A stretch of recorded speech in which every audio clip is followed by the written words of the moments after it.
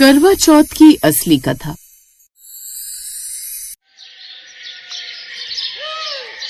करवा चौथ का व्रत उत्तर भारत की महिलाओं के लिए अत्यंत महत्वपूर्ण माना जाता है। ये व्रत सुहागिन स्त्रियां अपने पति की लंबी उम्र और सुख समृद्धि के लिए रखती हैं। इस व्रत की कई कथाएं प्रचलित हैं, लेकिन सबसे प्रसिद्ध कथा वीरवती की कथा मानी जाती है। आज हम आपको वही कथा सुनाने जा रहे हैं जिसे सुनकर हर सुहागिन अपने पति की लंबी उम्र और सुख समृद्धि के लिए श्रद्धा और भक्ति से व्रत करती है। ये कथा हमें सिखाती है कि सच्चा प्रेम और निष्ठा हमेशा फलदायक होते हैं और छल या अधूरा व्रत अशुभ परिणाम ला सकता है।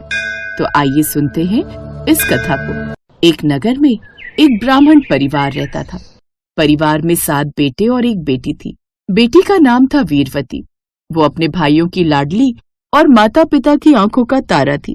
परिवार में सभी उसे बड़ा प्यार करते थे, लेकिन धीरे धीरे समय बीता और वीरवती के विवाह के लिए रिश्ते आने लगे। फिर कुछ समय बाद वीरवती का विवाह एक योग्य और धर्मात्मा युवक से हुआ। शादी के बाद वो अपने पति के घर चली गई। उसका पति और वो एक दूसरे से बड़ा प्रेम करते थे। हंसते खेलते वीरवती के दिन गुजर रहे थे। फिर कुछ महीनों के बाद उसका पहला करवा चौथ आया। उस वक्त वो अपने मायके गई हुई थी। वीरवती ने पहली बार अपने मायके में ही करवा चौथ का ये व्रत किया। उसकी माँ उसके पास आई और बोली, बेटी, आज तेरा पहला करवा चौथ है। ये व्रत हर सुहागिन अपने पति की लंबी उम्र और सुख समृद्धि के लिए करती है। सूर्योदय से लेकर चंद्रमा के दर्शन तक ना तो अन्न खाया जाता है न जल पिया जाता है। तुझे भी ये व्रत पूरे नियम से करना होगा, तभी इसका उचित फल मिलेगा। वीरवती ने सिर झुकाकर कहा, माँ, मैं ये व्रत पूरे नियम और भक्ति से निभाऊंगी। मेरे पति की लंबी उम्र मेरे लिए सबसे बड़ा वरदान है। इसके बाद वीरवती ने स्नान कर पूजा की, दीपक जलाया और निर्जला व्रत का संकल्प लिया। सूरज धीरे धीरे आसमान में चढ़ रहा था। वीरवती पूरे दिन भूखी प्यासी रही, जिस कारण उसका चेहरा पीला पड़ गया और वो थकने लगी। ये देखकर उसके भाइयों का हृदय कांप उठा और पहला भाई बोला, भाई देखो, हमारी बहन कैसी कमजोर हो गई है। फिर दूसरा भाई बोला, हाँ, अब तो हमें कुछ करना ही पड़ेगा। फिर तीसरा भाई बोला, पर बहन तो बिना चांदे के व्रत नहीं तोड़ेगी, तो क्यों ना हम कोई उपाय करें ताकि बहन व्रत तोड़ दे और उसकी जान बच जाए। अब सभी भाई मिलकर सोचने लगे कि कैसे भी करके बहन का ये व्रत तोड़वाना होगा। तभी उनकी नजर पास ही एक पीपल के पेड़ पर गई। उन्होंने उस पर छलनी टांगी और उसके पीछे दीपक जला दिया, जो कि दूर से देखने पर ऐसा लग रहा था जैसे आकाश में चांद निकल आया हो। भाइयों ने दौड़ते हुए बहन के पास जाकर कहा, बहन देखो, चांद निकल आया है, अब तुम अपना व्रत खोल सकती हो। तभी एक भाई बोला, हाँ बहन, देखो तो सही, आसमान में चमक रहा है। ये सुनकर वीरवती ने हैरान होकर पूछा, सचमुच में चांद इतनी जल्दी निकल आया? वीरवती ने छलनी से झांक कर देखा। उसे सचमुच लगा कि चांद निकल आया है। उसने अर्घ दिया और पति का मुंह देखकर व्रत तोड़ लिया। जिसके बाद झट से उसके भाई उसके लिए खाना ले आए। लेकिन जैसे ही उसने पहला निवाला खाया, अचानक एक दासी दौड़ती हुई आई। वो काफी घबराई हुई आई और बोली, मालकिन, बड़ी विपत्ति हो गई। आपके पति अचानक गंभीर रूप से बीमार हो गए हैं, वे मृत्यु शैया पर हैं। वीरवती चौंक कर हड़बड़ाते हुए बोली, ये कैसे हो सकता है? अभी तो मैं उनके मंगल के लिए व्रत कर रही थी।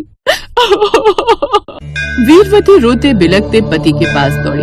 उसने ससुराल जाकर देखा तो उसका पति निढाल होकर पड़ा था। तभी वहाँ एक दिव्य आभा फैली और एक देवी प्रकट हुई और बोली, बेटी, इतना दुख क्यों कर रही हो? माँ, मैं तो अपने पति की लंबी उम्र के लिए व्रत कर रही थी, फिर भी इनके प्राण संकट में है। ये कैसे हो गया? तब वो देवी बोली, बेटी, ये सब तेरे भाइयों की छल का परिणाम है। तूने चंद्रमा के दर्शन से पहले व्रत तोड़ दिया। अधूरा व्रत अशुभ फल देता है, इसलिए तेरा पति मृत्यु शैया पर आ पहुंचा। फिर वीरवती गिड़गिड़ा कर बोली, माँ, मैं क्या करूँ? कृपया करके कोई उपाय बताइए जिससे मेरे पति की जान बच सके। तब देवी बोली, यदि तू पूरे नियम और श्रद्धा से करवा चौथ का व्रत करे और चंद्रमा के निकलने पर ही पति का मुख देखे, तो तेरा पति दीर्घायु होगा।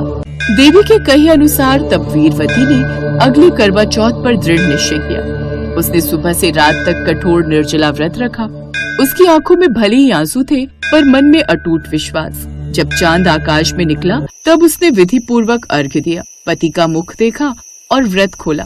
तब देवी प्रसन्न होकर बोली, बेटी वीरवती, अब तेरा व्रत पूरा हुआ, तेरा पति दीर्घायु होगा, तुम्हारा दाम्पत्य जीवन सुखमय रहेगा और तेरी कथा संसार भर की स्त्रियां सुनेंगी और व्रत करेंगी। वीरवती प्रसन्न होकर बोली, माँ, आपका आशीर्वाद मेरे जीवन का सबसे बड़ा वरदान है। वीरवती के पति स्वस्थ और प्रसन्न हो गए, परिवार में सुख शांति छा गई। तब से ये परंपरा बन गई कि सुहागिनें निर्जला उपवास करके अपने पति की लंबी उम्र के लिए चांद को अर्घ्य दे और व्रत खोले। इसके बाद उसने अपने भाइयों को बुलाया। वीरवती गंभीर स्वर में बोली, भाइयों, याद है पिछली बार तुम लोगों ने छल किया था, इसका परिणाम कितना भयंकर हुआ। तब भाई शर्मिंदा होकर बोले, बहन, हमें माफ कर दो, हमने सोचा था कि तुझे भूख प्यास से बचा लेंगे। हम वचन देते हैं बहन, अब कभी ऐसी गलती नहीं करेंगे। तब वीरवती बोली, परंपराएं खेल नहीं होती, इन्हें दिल से निभाना पड़ता है। आज मैंने सीखा कि व्रत केवल भूख से नहीं बल्कि विश्वास और समर्पण से निभाया जाता है। वीरवती की कथा से शिक्षा मिलती है कि करवा चौथ का व्रत पति पत्नी के बीच प्रेम और विश्वास की डोर को और गहरा कर देता है। आज भी सुहागिनें अपने पति की लंबी उम्र के लिए व्रत रखती हैं। करवा चौथ का व्रत सुहागिन महिलाओं के लिए बहुत खास होता है। इस दिन सुहागिनें निर्जला व्रत रखती हैं और पति की लंबी उम्र की कामना के साथ पूजा करती हैं। ये व्रत हर साल कार्तिक मास के कृष्ण पक्ष की चतुर्थी तिथि को मनाया जाता है। सुहागिनें पूरे दिन व्रत रखने के बाद शाम को चांद को देखकर व्रत का पारण करती हैं। आइए अब जानते हैं इस व्रत को पूरा करने की विधि। करवा चौथ की पूजा विधि। ब्रह्म मुहूर्त में उठकर स्नान करें, नए वस्त्र पहने और सरगी यानी सूर्योदय से पहले खाया जाने वाला भोजन ग्रहण करें, जो कि खास तौर पर सास द्वारा दी जाती है। इसके बाद हाथ में जल लेकर करवा चौथ के व्रत का संकल्प लें। चौकी पर लाल रंग का कपड़ा बिछाएं, उस पर करवा चौथ माता की तस्वीर स्थापित करें। एक मिट्टी के करवे में पानी और चावल भरकर उसे कलावा बांधे। पूजा की थाली में रोली, चंदन, अक्षत, फूल, धूप, दीपक, मिठाई, फल और करवा चौथ की कथा की पुस्तक रखें। सबसे पहले गणेश जी और माता पार्वती की पूजा करें। सभी महिलाएं एक साथ बैठकर करवा चौथ की कथा सुने या पढ़ें। कथा सुनते समय हाथ में गेहूं या बाजरे के कुछ दाने रखे जाते हैं। चंद्रमा निकलने के बाद एक छलनी की ओट से पहले चांद को देखें और फिर उसी छलनी से अपने पति का चेहरा देखें। इसके बाद चांद को जल का अर्घ्य दें। पति के हाथों से पानी पीकर और मिठाई खाकर अपना निर्जला व्रत खोलें। पूजा संपन्न होने के बाद हाथों में सुहाग की सामग्री लेकर करवा चौथ माता से सुहाग और पति की लंबी उम्र की कामना करें। इसके साथ आप करवा चौथ की आरती भी करें, जो कि इस प्रकार है।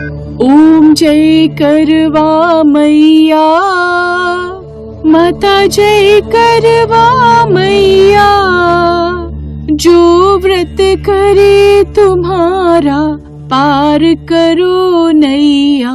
ओम जय करवा मैया, होए सुहागिन नारी सुख संपत्ति पावे। गणपति जी बड़े दयालु विघ्न सभी नाशे। ओम जय करवा मैया।